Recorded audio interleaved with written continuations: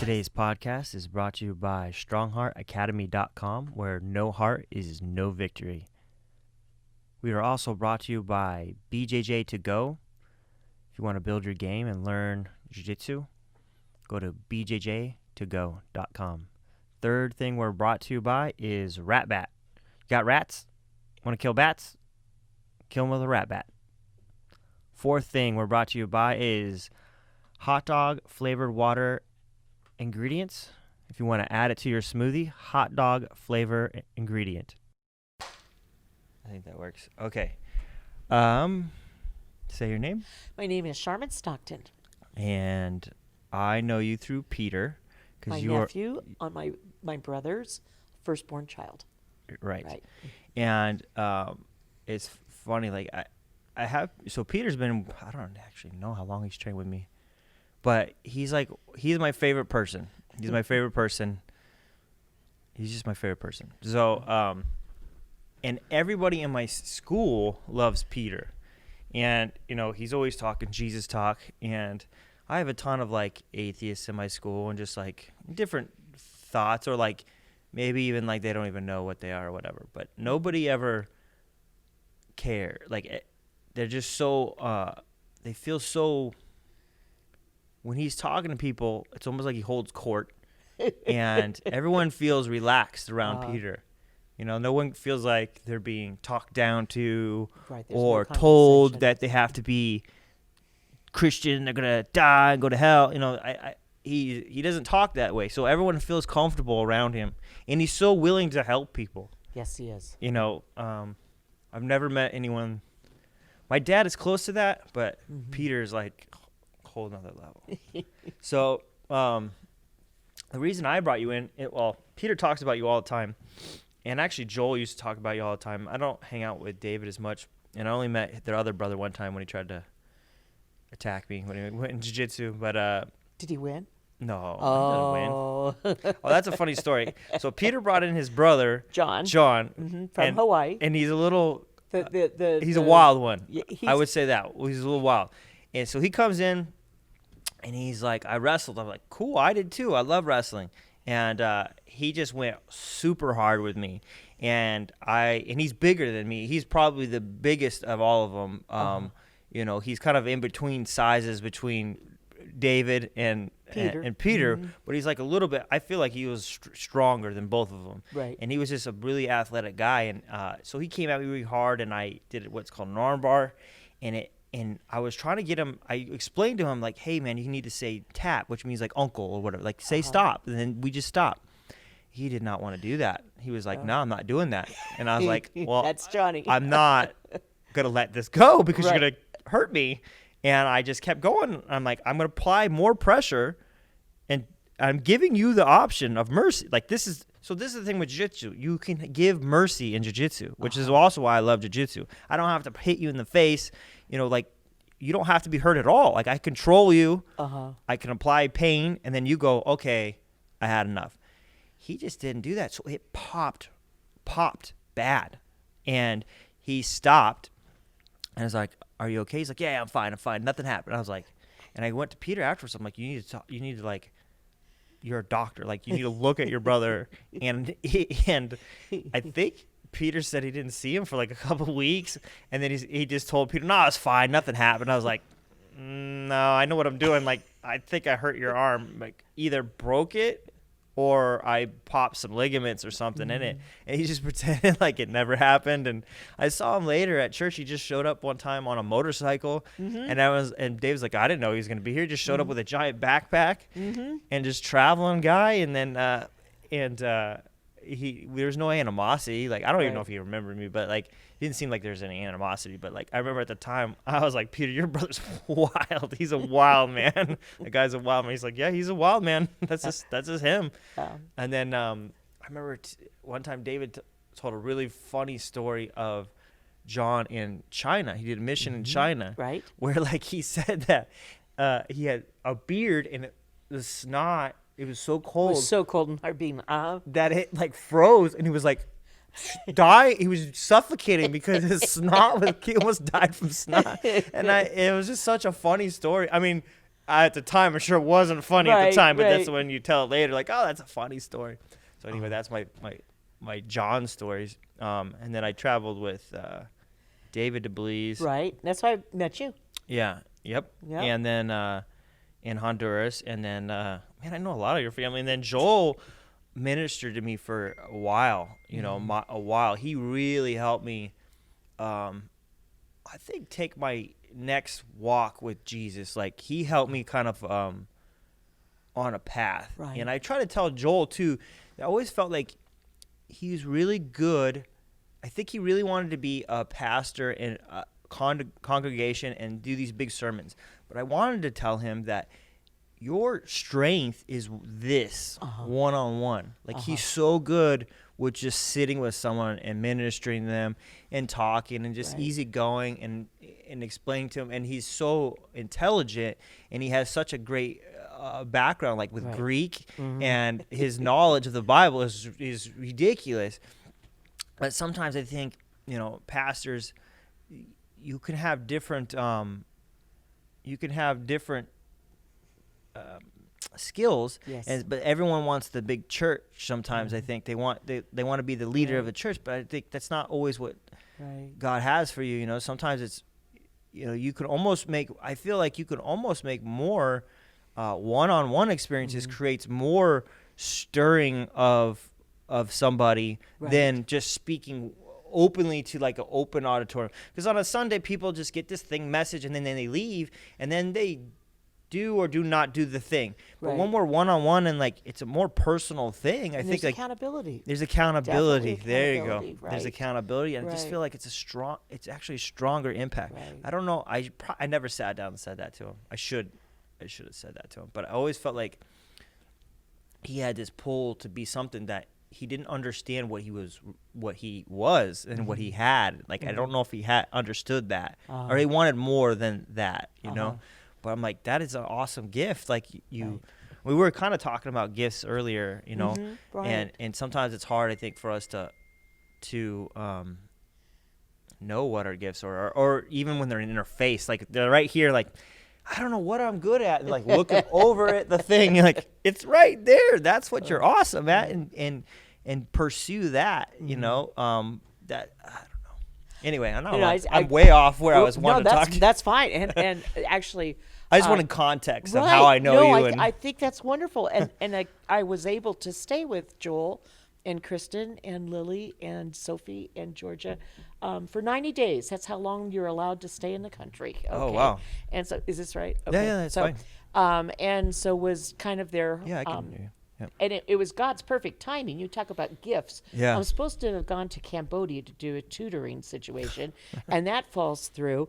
And so then I get this call from Joel and Kristen, and they go, well, you know, we need to do this language school, but we can't do the language school because we've got kids, and we have to do homeschooling. And I said, I have nothing to do. I'll be there in a week. You know? That's awesome. And so then did the homeschooling, and then Kristen, of course, when she found out that her father was sick, then she was free to go because I was there. Yeah, you know, to help so out, it all worked out well. But I have to agree with you 100%. Joel and Kristen, literally, that was their ministry. Joel, they attract people. Yeah. Just because they're nice people, you know. And then they see, well, that person speaks English, that person speaks Italian, da-da-da. How can we reach out to them? Yeah. And I mean, Joel was joining the bicycle clubs, you know, and then he'd swim with the people across the ocean. He loves athletics. And so he was able to reach that group. Kristen was then able to reach out to the women that were around. And it was absolutely amazing to watch them minister. And I think I wrote them an email because they're praying about these next 10 days about what they really and truthfully affirmation to what they think God's calling them to. And I said, I think you guys learned a whole new skill set of how to start a church, of how to be a church in Italy that you're going to be able to bring back to the States. And it may not be what everybody thinks is in the box, but we were all made to work out of the box because we have a God that is too big. Yeah. He can't be fit in a box. And he does give us talents and abilities and gives us those things not only at birth but also at salvation so that we can minister one to another. And Joel and Kristen do a great job. I've got some amazing nephews and nieces. Yeah. And, yes, all of them. All 9 of them are amazing. What was I going to say? Oh, I was in a small group with Joel, and I had 2 friends that they had a podcast. They came over here, and we were talking about you went into like the talk of God. The one guy has like no real opinion on it at all. He just was nothing. My other friend is like adamantly against religion. He's atheist or whatever. So we were kind of having slight debate, but it was like totally, it was good. It was like just a talking back and forth. No one was yelling. I'm not, and I felt I didn't have the ammunition to really fight for God. So that was eye-opening. So it was good, actually, because it was advocate. Right. There you go, yeah. We're not in a fighting match. Not fight, yeah. Exactly. That's a way better. We're in advocacy for the other people. Yeah. Right? Yes. I didn't have the words.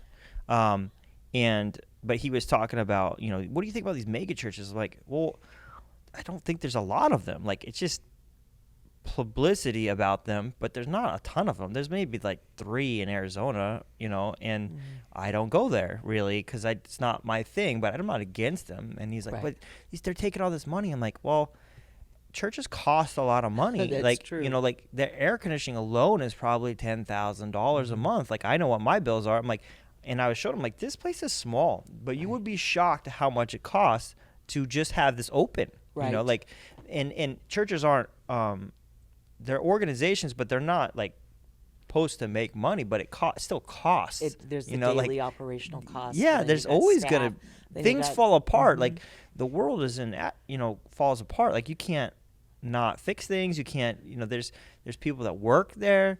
And so I was trying to explain that to him, and I said, but a lot of times, and I told him like most churches actually go bankrupt. They can't afford mortgages, like tons of churches. And I remember Joel telling me that, like, and we were having these small groups, and I said, like there's actually kind of a push in churches to be in small groups. And he's like, I think that's a good idea. That's the way it should be, to talk to each other. I'm like, yeah, this is like, that's part of the deal, but he was like open to that concept of like talking one-on-one or in a group or something. Right. He didn't like it's less intimidating. Yeah, maybe. And it's relational. You see, we have a relationship with God through Jesus Christ, and then we're supposed to share that relationship. Yeah. And it's not supposed to be somebody hitting you over the head or whatever. Yeah. It's supposed to be someone coming alongside, the advocacy again, coming alongside and living life with you. But when you come to a problem or when you come to whatever, there's Jesus already there for you. And then you get to consult him and pray and see things happen. And God is good, and he wants to show himself to be good and to be faithful so that we can trust him. Yeah. We can trust him regardless of what comes. So when we were talking before, you wanted to kind of back up your story and talk about his Peter's grandparents, right? Yes, right. So, so my mom and dad were an amazing couple. My mom was Irish, and that's where we get the Irishness. That's where they get their Irish citizenship through their grandmother. And she was one of the oldest of 7 children, and her father died at the age of 15. Well, this is 1935, and so, of course, we know 1937, 39, all the way through 45. We've got a World War II going on. And so being a British citizen, then she joined the Royal Navy, Royal English Navy. She was a Wren. And so then she basically got her mom signed her papers that she was older than she was because she was then the bread maker. And so then what happens is she goes onto this troop ship, and it starts to go around the Cape of Africa on their way to Cape Town. And lo and behold, when they get to Cape Town, they find out that there are 4 young ladies that are on that troop transport ship that are heading basically for Sri Lanka, that are not even 18 years of age. They got to get them off that ship. So 2 of the girls are left in Cape Town. One gets left in Mombasa in Kenya, and then there's 2 left. And so I think my math may be wrong. So I just know my mom went with another gal, however many numbers there were. And so my mom went with another gal to a convent, a French convent in the Suez Canal area, and then eventually worked in an American embassy for the rest of the war because they couldn't get home.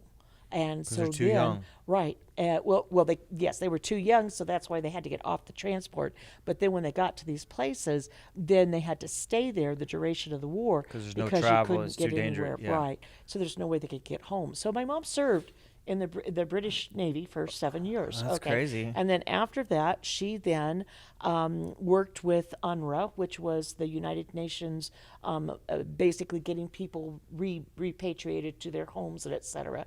And then in the process, she met this wonderful rabbi named Rabbi Barak. And then Rabbi Barak was asking my mom if she would be interested in volunteering with a group out of New York that was actually sending money to be able to get identity documents for the Jewish people that had survived and now were in displacement camps awaiting to get into Jerusalem, into Israel. Okay. Oh, wow. So my mom said, sure. And so she became a courier, and she would basically go and pick up a car, and inside were the gold bricks in the tire wells. What? Underneath the trunk and et cetera. And she would get into, she'd go to Switzerland, go to Geneva, she'd have a contact, she'd drop off the vehicle, she'd go shopping, which was her cover, then she'd come back, get back in the vehicle. So like spy kind of.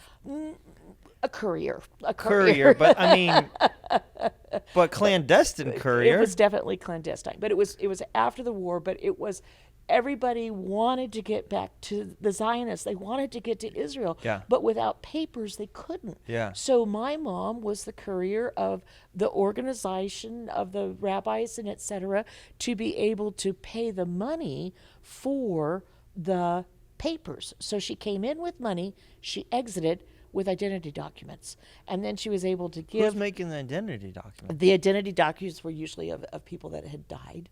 And so they had to take other people's identities? Right. Oh because so it's like forgers?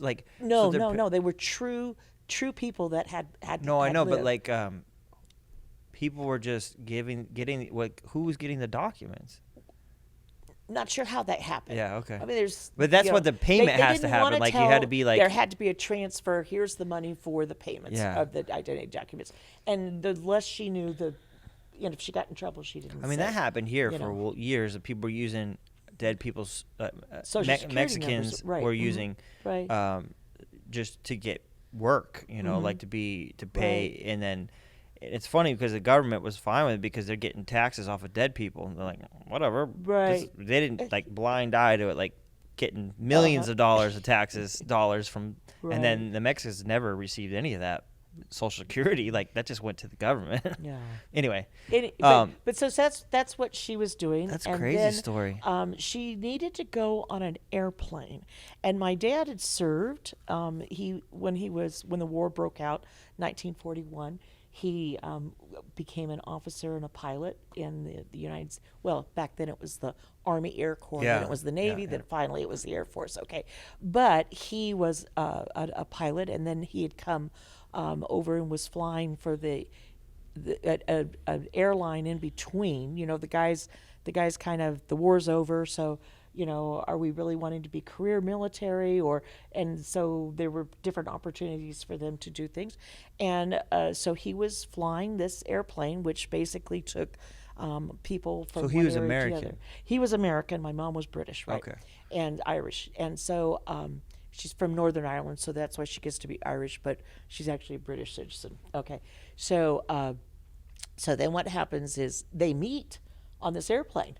And he's the pilot, and she's one of the few people that are on the plane, and they're headed to Berlin to do my mom was doing another exchange type situation. Yeah. And so, of course, she was quite attractive, and she was very funny, and she was Irish, and how could you not be interested? Yeah. And so then she came back, and then they kind of pursued each other all over Germany and the other places. And so then they came to the States, and Mom was a war bride.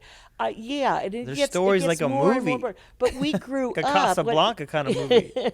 But we grew up understanding that we were of two cultures. Yeah. We definitely had my mother that was convinced that July 4th was one of the saddest days, not the happiest days. Really? Because those colonists actually rebelled against King George. Yeah. And that wasn't right. Oh, that wasn't really? Right, So, wow.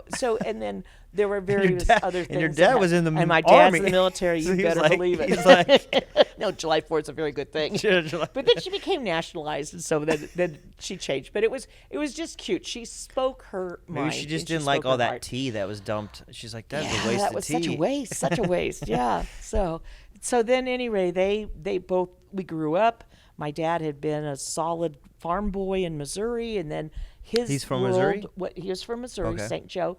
I think the address is 23 Hamburg Lane, and it's on a hill, and my great-grandparents built it for a total of $3,560. I know this story well. And then my dad had a push mower. They didn't have electricity, gasoline motors back then, and he had to tie a rope to it because the hill was so steep that he had to go up and down. Yeah, so that was... I always got that story when I was mowing the lawn. It's not a hill. You don't have to tie a rope on it. But my parents had so many life experiences, and my dad went on to be an incredible pilot and do things that we didn't even know happened until the top secret things got opened up in this chest that he told us. He says, like, there's just certain things I can't tell you, kids. And then, but when I die, you can look at them and find out. And so... Great parents. Yeah. And whereas my dad was always pursuing us to be educated, to be able to take those chances, okay, so he was this wonderful visionary. He never expected us to not be doing something well, okay? He was great. He would give you an opportunity if he'd say, okay, I want the lawn mowed. Okay, well, if I want to go out there and make a whole big, diagram and then cut it crossways, as long as it got cut, as long as it got completed, it didn't matter how it got done. It just got completed, which was freedom for a child, And then my mom, on the other hand, whereas Dad was taking care of the practical and the life skills that were necessary, Mom was definitely about the spiritual. And it is just my mom's mom, Grandma Martha from Ireland, when she would come and take care of us, she immigrated to the United States 4 times. Okay, but she kept going back to Ireland each time. But she would come and she would stay with my mom's siblings as well, but we all would take care of her for like 3 months at a time. But when Martha was in the house, I'm telling you, Mike, there was electricity, there was vitality, there was vigor, and there was this incredible person that she always brought with her and was always talking to. And of course, it was Jesus. So when my 4th sister, Diana, was, my mom was pregnant with Diana, so then they went to the hospital, and my grandmother Martha was staying with us. Well, the 6 weeks prior that Mom went into the hospital, my dad at that time was not a Christian, and so he was a little bit not wanting to hear about Jesus 24/7. Okay, so he just asked her if she would not talk about Jesus while he was there. Okay, and to who? To his wife? To any of us. We just wanted silence on the Jesus part. Oh, really? Okay, so my grandma took us into the bathroom. And, of course, we had to be bathed every night. So there was Peter's dad, Billy. There was myself and my sister, Karen. All of us were under 7. And, we were all young. Okay, mathematically in my head, I can't always do this right. I'll get it wrong. But we were all, I knew I was 5. I knew my sister was 3. I think my brother was 7. So I think that does work out. So we would go in the bathroom, and the first thing she'd do is she would teach us songs, and then she would teach us scriptures. And then we would pray, and it was just always so exciting because Grandma had Jesus, this real person, that was there, and she was always communicating with him and always seeking his advice and reading the Bible. So my mom, and my grandma, Martha, are having this conversation as my mom is getting ready to go to the hospital. And so my grandmother Martha looks at my mom and says, it's time for you to make a decision.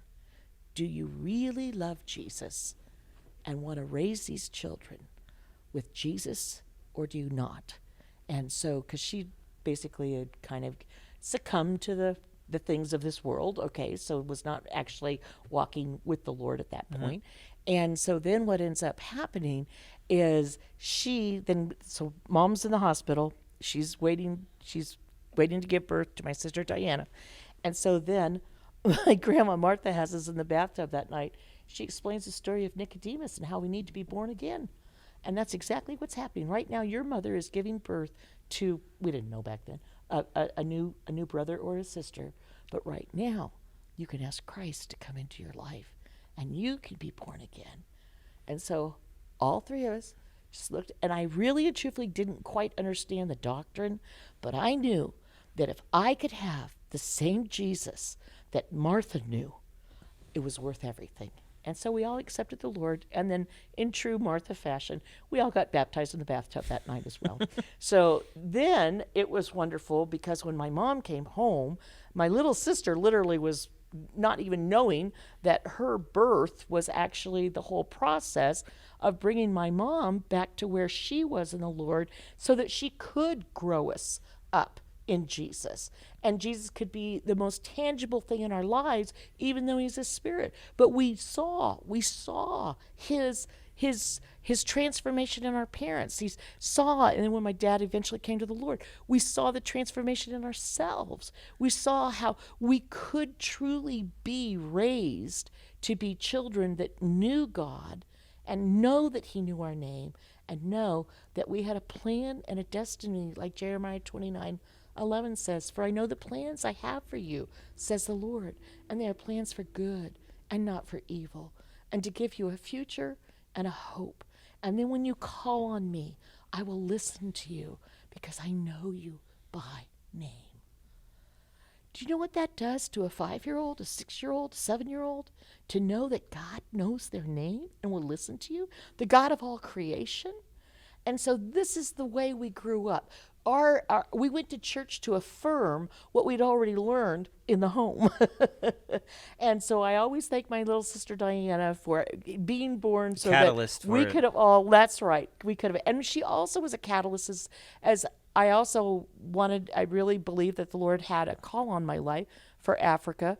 And so Diane was also used as a catalyst, because there was a time when I would just always be telling my father, I just want to go to Africa, and he'd say, no, you got to get an education first, which was wise. Why did you think you needed to go to Africa? Because I just had a pulling, right. A lot of times people that are called to missions are called to a country or a people group, and I was definitely called to Africa. And everything in life, I would even, Mike, you're not going to believe this, but I even would watch the old Tarzan movie, and I had a notebook, and every time he said, Unga Bunga Wanga, I'd write, Unga Bunga Wanga, the elephants will bring you food. Okay. And I was practicing. I'd literally, my big brother, Billy. Do you speak any African languages? I can do pleasantries, okay. In Zimbabwe, the 3 pleasantries that you had to say in the morning was Mangwanani mamuka se tamuko mumukau, which is basically asking you how you slept, and then how you could help that person, okay. And then afternoon was a little bit easier. Maskati masera se twasera masera wo. That's easier? And then that was easier. Okay. And then at night, which you really and truthfully weren't supposed to be out anyway, was simply maneru. And that's the easiest. So that is the Mashona. What does the last language. One mean? It's just like basically sleep well type thing. Okay, yeah. Like a send off. And then I could say nasi kuna makare, nasi kuna kupisa. Today is. But it's very hard. And I was always brought on the mission field because my father made me continue in education. I'm a certified teacher, so they always hired me for my ability to speak English. Yeah. And so then I wanted to be able to communicate. And a lot of times, I could say open the gate, I can say, these types of things, but I definitely could not be in a conversation But if it was in English, then we were okay, But and then of course in South Africa, and the Transkei was with the Xhosa people, and so you have the implosive click, all right. And so even calling roll, that was fun. There was NCEDESA. Then there's okay, and then whenever there was an X, then you were going to click. Whenever there was a TH, there were different sounds that went with different letters and everything. Yeah, I told Peter when I was reading the book on Nelson Mandela, and he corrected me. He's like, it's not Sentosa, it's and I was like, oh, all right. Well, it doesn't say that in the book, so it doesn't explain that, in his book, his autobiography, The Long Walk to Freedom. And I was reading that book, and it just, I don't know why, I had this, like a calling. I felt like I needed to know what that was, his leadership. Like, I didn't know a lot about it, but I knew that he sacrificed for his people. Yes, like he went, he was willing to do that. So I wanted to know about that, but when everything started, it's a huge book. I think it's like 800 pages. I have the abridged children's version if you ever want to read it. It's only a half-inch thick instead I just want to. I'm to the point where he's about to go to prison. Okay. So all these laws have been passed, and he's about to go to prison, and it's all shocking, but it's really dark and deep, and it was fine. I was okay with that. But then when everything started popping off with like the quarantine, and now we have riots, and then all this stuff, it was just like, life is too heavy to read this heavy stuff right now. Yeah. And I'm like, you know what? I'll go back and I'll read it again, but I have to read just goofiness, fantasy book stuff. Like I can't read heavy stuff right now, and I can't even watch heavy stuff on TV right now. I already have it in my life. I don't need more of it, So I wanted to finish the book, but it was hard for me to sleep at night, Some of the stuff was just bothered me so much that humans do these things to each other, Yeah. And I was always raised like, racism is so weird to me because, and I know the church has been used to promote racism in different parts of the world, but I never felt like that's the message of Jesus. No, it's to love your neighbor it's to love God with all your heart and all your mind and all your soul, and your neighbor as yourself. And you cannot love God if you're not loving other people. And He wants you to have justice, and mercy, and wisdom. Right. Like when we were kids, Jesus loves all the little children of the world, yellow, brown, black, and white. They're all precious in His sight. Like that's still in my head since I was 4 years old. That never went away. That was like, so to me, like I always felt like church taught me to not be racist, like not the opposite. Right. And then my church was a Mennonite church, and they had this guy Noswood who's Navajo, and he married a Mennonite lady, and they were on the reservation for years, and then the church supported them forever. So their church literally was called Grace Navajo Mennonite Church. Wonderful. It wasn't just like Mennonite church. It was like they put that in there because they're like, no, this is part of what we are. The extension. Yeah, and there's only one Navajo guy in our whole church, but it was like, it's a Navajo church because he's part of it, Right. And then years later, his son is now he's still their pastor now. So he's half Navajo, and he's the pastor of the church. So I was just like, and then we had all these people in my church where there was a lady where she helped refugees come here, and some of them came here. So we had some people from Taiwan in my church, wonderful. And we have so like Mennonites are a lot of like just super white because they tend to marry just other Mennonites, but it's not anything other than those are the people that you're around when you're dating, so that's who you marry. But we always had these different cultures in my church at all times, but I never thought of it as anything other than these are just people, and so that was like kind of my background.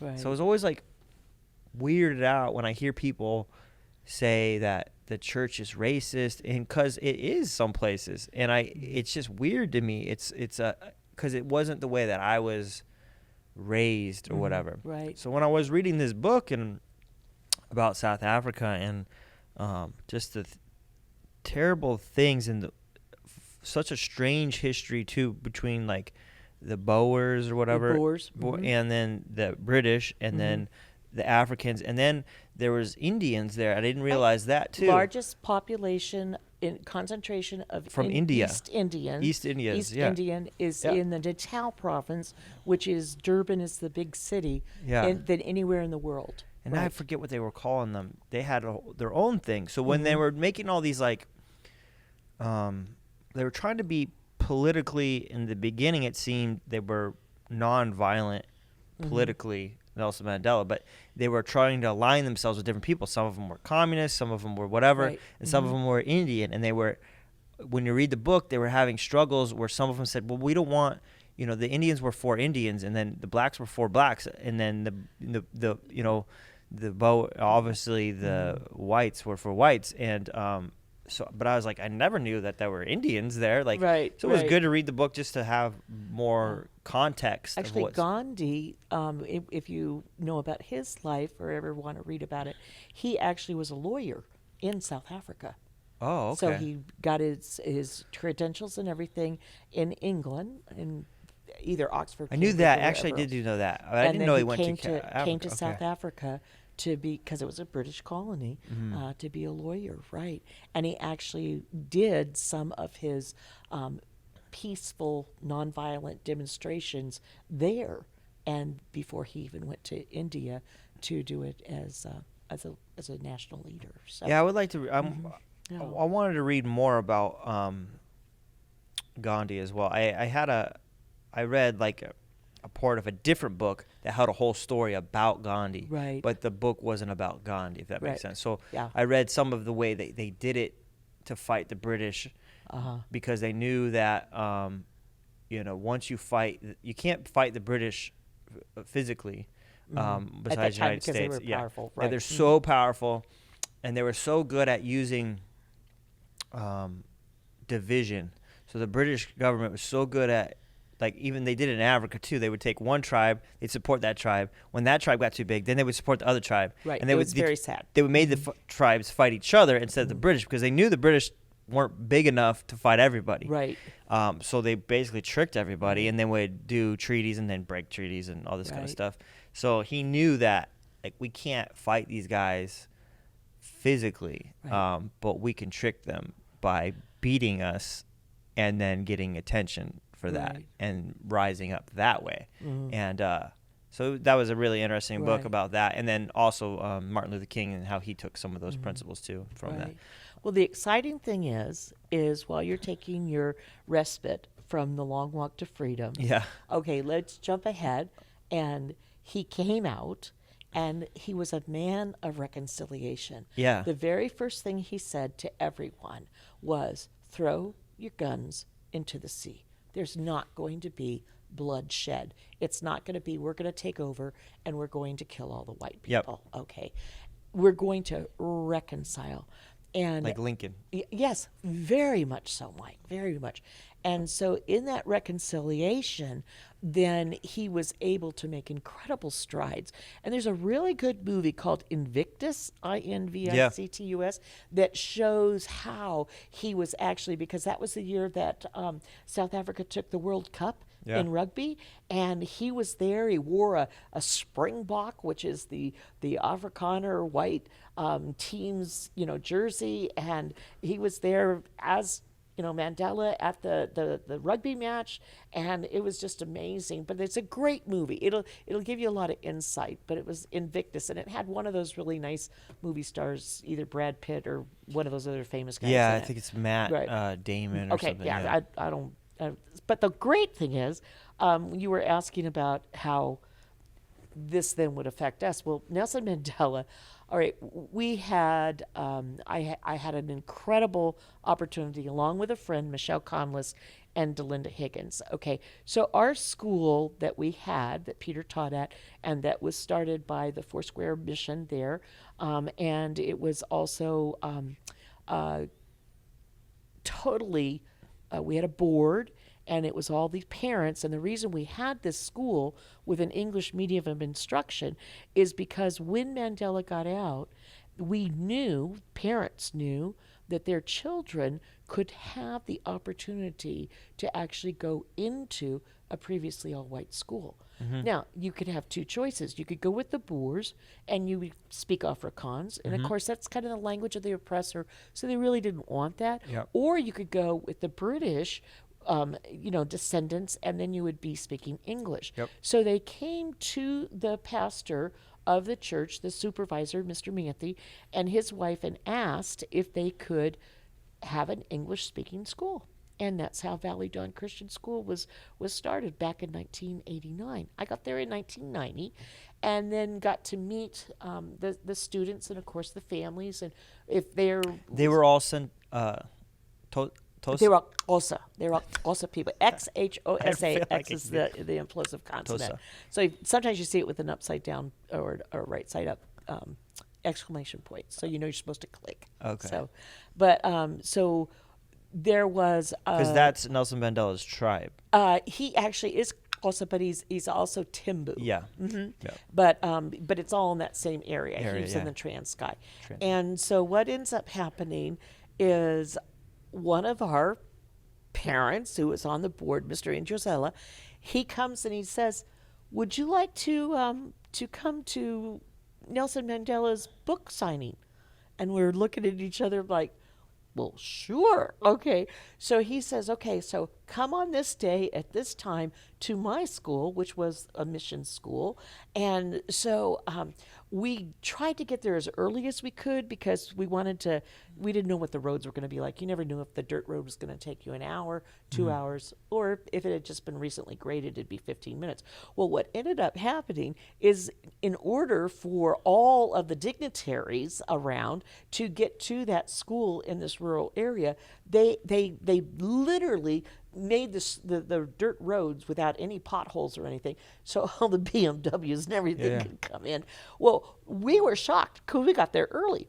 Well, then as we were coming into the school, we saw pink smoke, and then we saw a helicopter, and I thought, they must be telling, where Mandela's helicopter should land. And then we're driving in, and we see Mr. Indrozela, and he goes, quick, you go park, and you girls get out of the car, and you can join. Mandela's here, and none of the dignitaries are, so he's going to basically walk through and explain his first experiences at the school, what it was like for this boy of the bush, even though he was a prince, to come his story's to amazing. A school. Like the beginning is like crazy. Right. So I'm driving, so I literally help push my friend Linda Higgins and Michelle Conless out, and they're tottering after Mr. Indrozela. Now we're not on any private list. We are being pushed in because we know Mr. Indrozela. Okay, that's our open door. So I go and park, and then I'm going like, where is the security? And so the funniest thing is we walked. Literally, I have this one picture of his back because he always wears those nice shirts, okay? And I am 6 inches away from the man as I'm listening to him recount everything that he went through in his schooling days there at the school. And in his book, he goes through a lot about his schooling. It was very important. It's a very in-depth, the different stages of different schools that he went to and why he went to different places and how he was part of the king's... he was being groomed to be part of the king's advisor, right? And then he ditched them and went somewhere else, and then went to school again and became a lawyer and all that kind of stuff. But he goes a lot into his schooling in the book. But I just remember being that close to him, and I literally, all I had to do was lift my hand, and I would have touched his back, and immediately the thought went through: I am standing in the footsteps of one of the mightiest men, one of the most respected men, one of the most humble men in the world at this time, and what an honor. Yeah. But if I were to touch him, there'd be no healing virtue come out of him. If I were to touch him, so it was because I was thinking, if I were to touch Jesus, there would be that healing virtue, the very Son of God. Well, he's not I was this close, and he wasn't. He's not a God, right? No. But he was a person. But a lot of people lifted him up to almost a divine situation. Okay, so that was very interesting. And then there were these 4 guys that were definitely wearing the microphone. Sure. 1 second. I don't know if I. Okay. It's died or not. Okay. We've been talking a lot. I'm sorry. No, that's okay. I just don't know if the camera's off or this just died.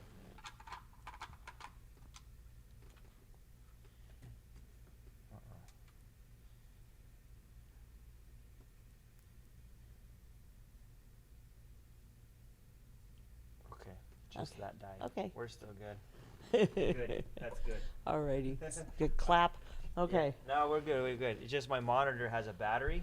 Okay. My monitor has a battery, and the battery died. Okay. But I've had it before where the camera died, and the monitor went out, but it was the camera, not the monitor. Right. So I just wanted to make sure we were good. I didn't want to talk this good story, and then we didn't film any of it. So I've done that. Right. So anyway, so there were definitely the protectors in their leather jackets and their sunglasses and their microphones. Yeah. And so they were talking, and then they kept pointing at Michelle and Delinda and I, and they're trying to figure out who we are, because it's only supposed to be VIPs that are around here, and we're just 3 local school teachers, from 2 hours away in Willowvale. And how did we get there? And so then the press comes in, and they're starting to take pictures. And I just looked at Delinda. I said, this is going to be hilarious. They're going to be trying to figure out who are those people? And we're just friends of Mr. and Josella. Yeah. And that is how we got to literally be within 4 inches of Nelson Mandela and have an entire, because it took over an hour for the dignitaries to get there. So he did a Q&A, he told all these different stories, and he just looked at us because he didn't have a clue who we were either. So we're just these little country pumpkins that are there, And so it was precious though. But that, of course, endeared Nelson. Well, it's 3 women, young women, they probably didn't see you as scared, no, it we might have been a threat. It would have been not different maybe if you were big guys or right. Who are these guys? I don't, Right. But it was really great because then the first dignitary that got there was actually the Minister of Education at that time, and we really, really liked her. And so we got to talk to her and invite her to come out to see our school and everything. And so it was a wonderful day. It was a wonderful day. So but that was how I encountered through Mr. and Josella. Do you ever want to go Mr. back Mandela. to Africa? All the time. Yeah. All the time. Yeah. I it's where my heart is. But I also kept going back. I revisited 3 times, and then the Lord told me that I needed to get my foot out of the door. It was done for now, and there were other things because I would have never gone to Honduras. Yeah. I would have never gone to Indonesia if I just always was concentrating on Africa. Yeah. So Africa was the carrot, and Africa was absolutely. I worked and ministered in Kenya and Zimbabwe and South Africa, and got to go a little bit into Namibia and help out in Botswana with some other church leaders and things. So it was an incredible blessing, And who would have ever thought that this little kid that failed spelling, couldn't figure out how to do those fractions, was actually able to use a gift in education that she later found, was to be able to get into those different classrooms and into those different countries. So did you find it difficult to teach English to people that's not their native language? No, because first of all, there's such a desire to learn. So you have they're eager to eager. We're here to learn, not to screw around. The students that were in their last year at our school that were getting into these previously all-white schools, it became a challenge, Mike, because you're growing up in a rural area, mm-hmm. and you're going to need to be able to be in the urban area. Yeah. So on Saturdays, I would take the kids, the whole graduating class. There were only, I think, 11 at that time, so we could all fit in the back of the truck and the front of the truck. And so then we would go to a Chinese restaurant. We would understand what a wok is. We'd understand what chopsticks were. We'd go to the mall. We'd actually realize what a stoplight was. We didn't have anything like that in the rural areas. So you drove to like a town. We drove 2.5 hours away to an area called East London in South Africa that had malls, that had restaurants, that had beaches, that had all these things. So we learned how to go with the crosswalk. We learned what the robot was, or what the red light and green light was, how to stand in a queue in a grocery store, how to select things, how to pay, where to mail a letter, you know. So all of the life skills that they would need, because I never wanted any of our children to ever be embarrassed. They ate lasagna.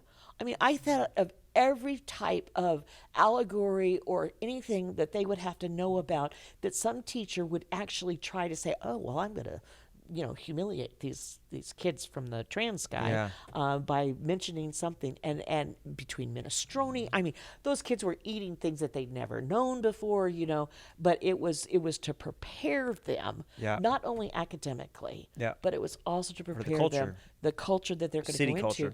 And then the big thing was, how do you deal with people that are not going to like you? So we went into this one grocery store, and I thought everything was going well.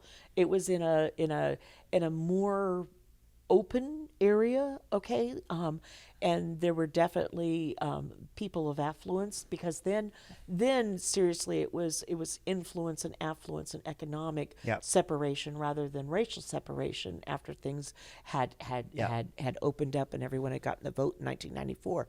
But now it's like, okay, what do we do? And so there was, I remember Andile was walking down an aisle, and there was a little student. This is a student of mine, closest student. So he was walking down the aisle, and I was just trying to supervise all the kids, answer any questions or whatever, and then kind of coach them either to do this or to do that.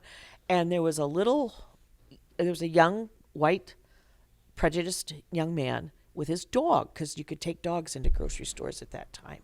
And so what ended up happening, he sicked the dog on Andale. Okay. A kid? Yes. Okay, he was probably about 10 years old or whatever. It's a kid. But see, he's been taught. See, that's what we have to remember. Prejudice is taught, or it's intercepted and corrected. Sure. Right. And so kids don't that's know. No, they don't. It has to be taught. You have to be taught. So I'm seeing my Andale is being hurt. So what am I going to do? I'm going to kick that dog off of Andale, right? Yeah. So now we're creating a little bit of over on aisle 4, they're kicking dogs, and So there's some other patrons and things that come by, and so I now have the dog off of Andale. I'm holding Andale around the arms, and I'm telling this little boy that he can't do that. That what he just did was wrong, and why it was wrong. What did he do? Well, he sicked the dog on my student Andale. Oh, the other guy you're telling. Yeah, so I was talking to the white kid and telling him. Oh, it was a kid? Yeah. So it was a white kid, probably 10 years old or whatever. And so then what? So they were both around 10. Yeah, Andale was more like 14. Okay.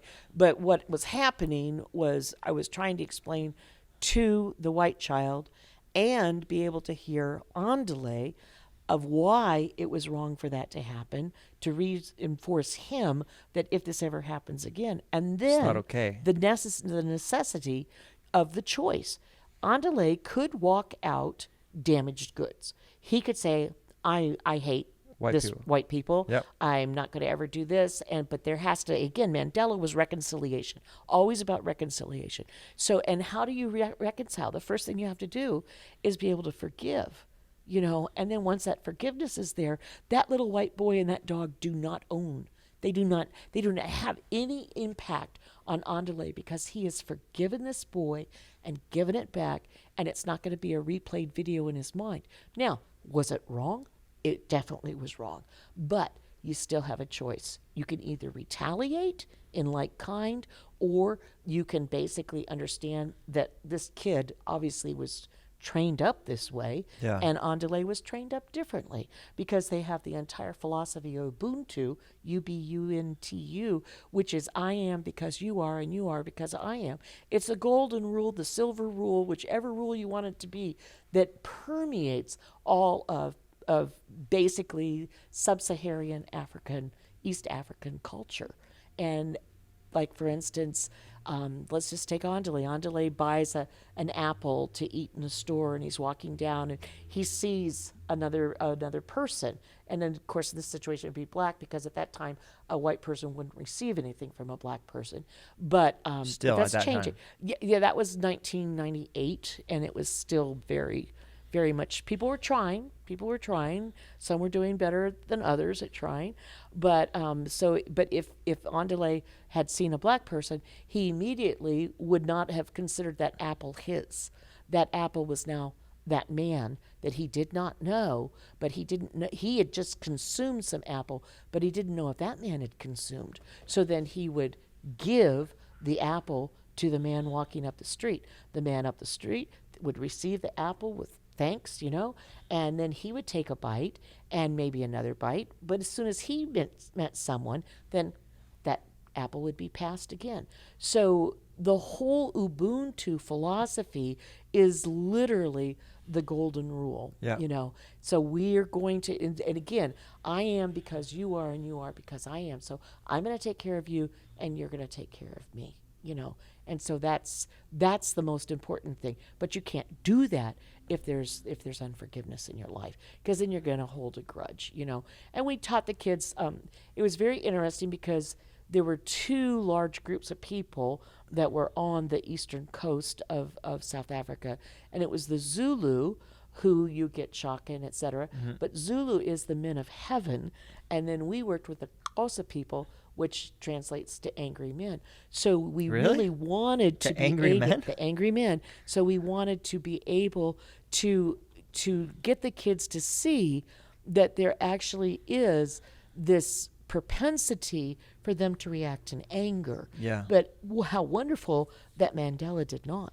I mean, see, he had that choice. Yeah. He had that choice. But when he told everybody to throw the guns in the sea, when he told everybody it's going to be reconciliation, when he took on that Springbok jersey and went to that rugby, tournament, and was there constantly helping people, bent over backwards with the prior older apartheid leaders, having tea with the ladies whose husband invented apartheid. That's crazy. I mean, he bent over backwards, and then it's just a challenge to all of us.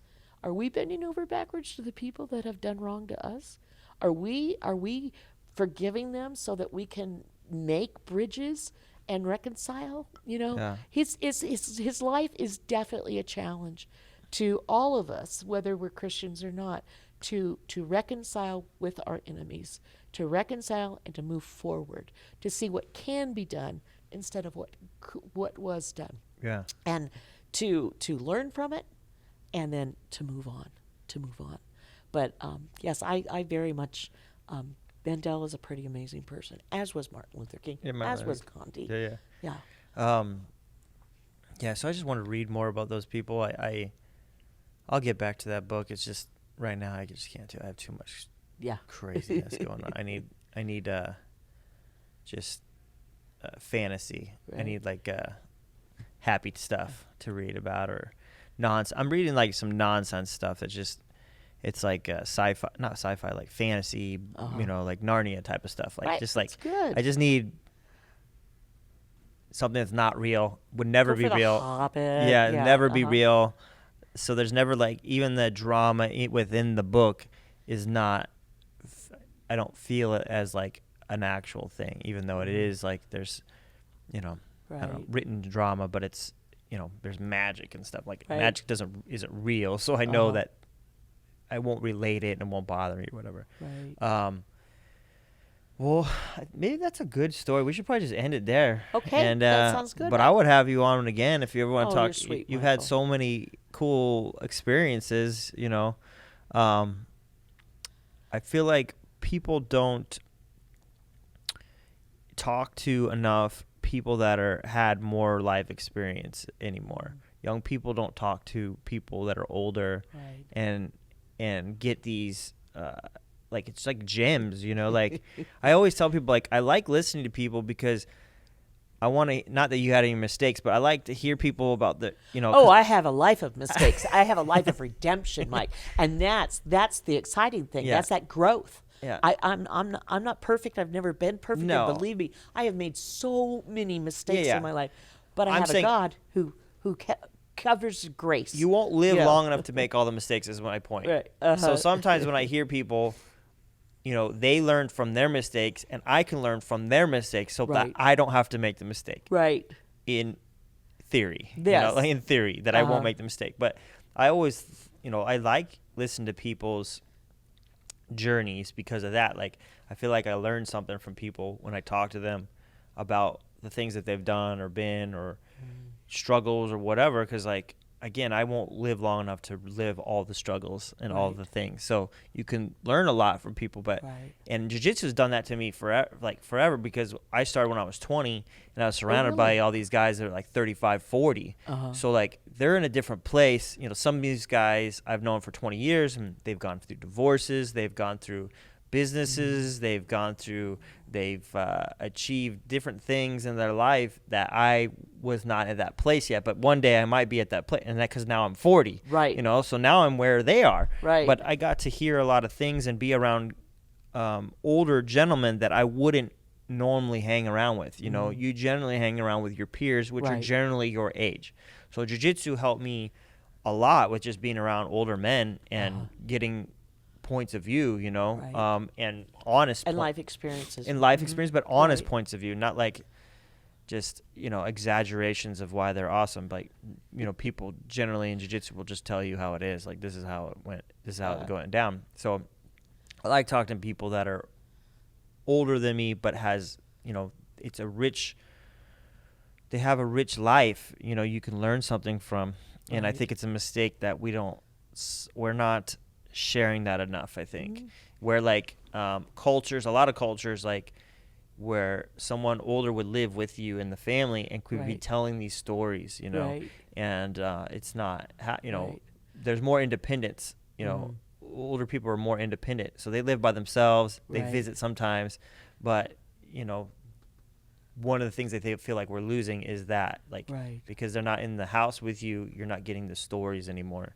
And the stories are important, and they are. A lot of cultures, like, that's, you know, that's part of the culture. Like, you're older, you tell the stories of the past, which help us propel to the future. Exactly. I just feel like we just don't have that as much anymore. So I love having these conversations, and I appreciate you coming by. And if you want to do it again, let me know. Okay. We'll do it. My schedule's pretty open. So I think mine is too. All right. I just usually so much, call peace, and then that's the end of it. Peace in God. In God, for sure. Let me talk for just a second, help me feel that sense of rhythm. Find the meanings in our bearings and discover this position as a stage along the way. Another rung to the ladder, either stalling or you're climbing, and I'd rather beat the ladder. Instead of getting fatter, let the footsteps resume naturally.